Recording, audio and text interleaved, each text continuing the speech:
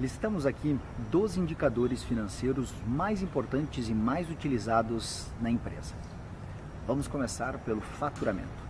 Faturamento não é nada mais, nada menos do que o preço unitário do seu produto ou dos seus produtos multiplicado pela quantidade.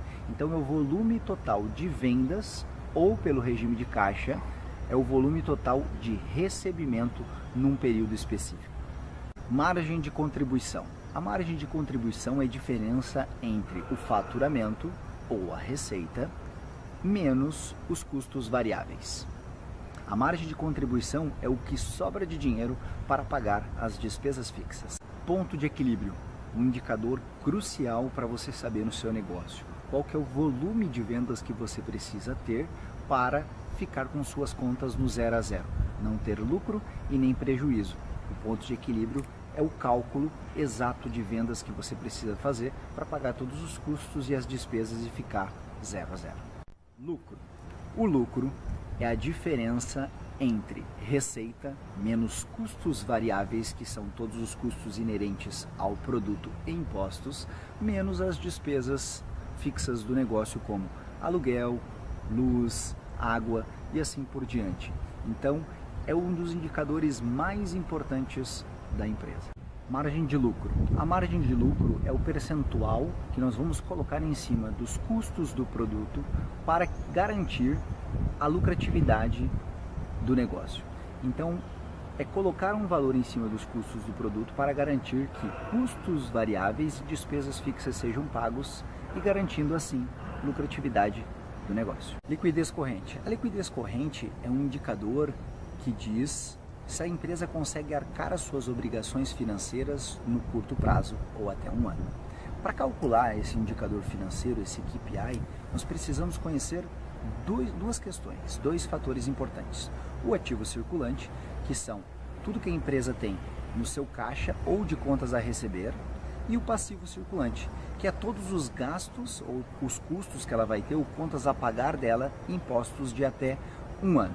E para você descobrir qual que é o indicador da liquidez corrente, você tem que pegar ativo circulante dividido pelo passivo circulante.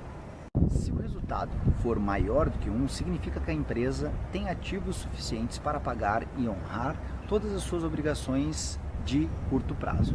Se for igual a 1, significa que as contas estão equilibradas. E se for menor do que 1, significa que a empresa não tem ativos suficientes para honrar EBITDA.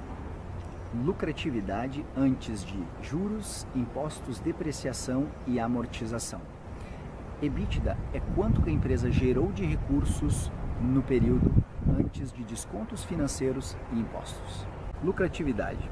Lucratividade serve para nós entendermos em termos percentuais quanto sobrou realmente do valor de venda ou do valor total recebido. A fórmula para entendermos a lucratividade é lucro líquido dividido por receita vezes 100. Dessa forma você vai entender qual que é a fatia, o valor, o percentual que sobrou realmente do lucro com relação ao valor recebido do negócio. É lucro líquido dividido por investimento vezes 100. Dessa forma você vai conseguir encontrar qual foi a rentabilidade deste recurso investido. ROI, retorno sobre investimento. Ele é um indicador que mede quanto que a empresa está ganhando ou perdendo a partir de um recurso investido. A fórmula dele é ganho obtido menos valor do investimento dividido pelo valor do investimento vezes 100. Ticket médio é um indicador comercial que indica quanto que você está faturando por cliente.